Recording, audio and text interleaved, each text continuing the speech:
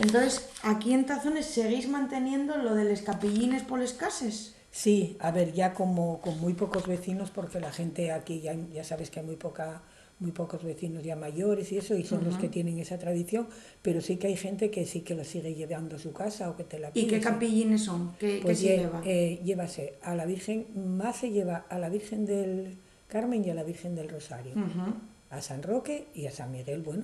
O sea, que tenéis 4 sí, capillines distintos. sí, lo que pasa que aquí tenemos dos, porque los otros dos creo que están en casa de... Están en cases. Sí, sí.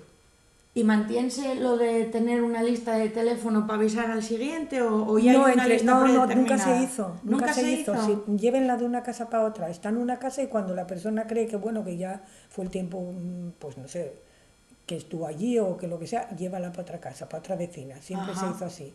Pasábase de vecinos a vecinos, pero ya la pasaban ellos. Y exactamente igual que, como tú sabes, que hay gente que tiene una devoción a unos y otra a otros. Aquí en Tazones, claro. muchísimo. Sabes Hombre, que la banda de San Roque y la de San Miguel, y entonces, bueno, pues siempre, ¿sabes? Sabían ya ellos a quién la tenían que pasar, cómo la tenían que pasar, y sí.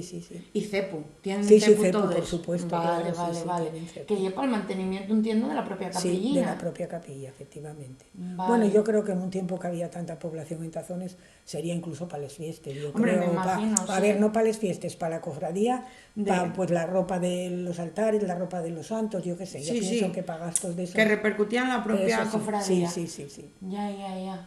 Y, pues no, y aquí es curioso porque hay pocos sitios ya en los que se mantenga el tema de las capillines por las casas. En Priesca quedaron en la iglesia después de la pandemia, y en Grases contábamos Amelia, que ya nos dejó, que todavía se llevaba, que iba por Maoxo, por Grases, y eso todavía. Entonces, mira, ya es curioso que esto se pues mantenga.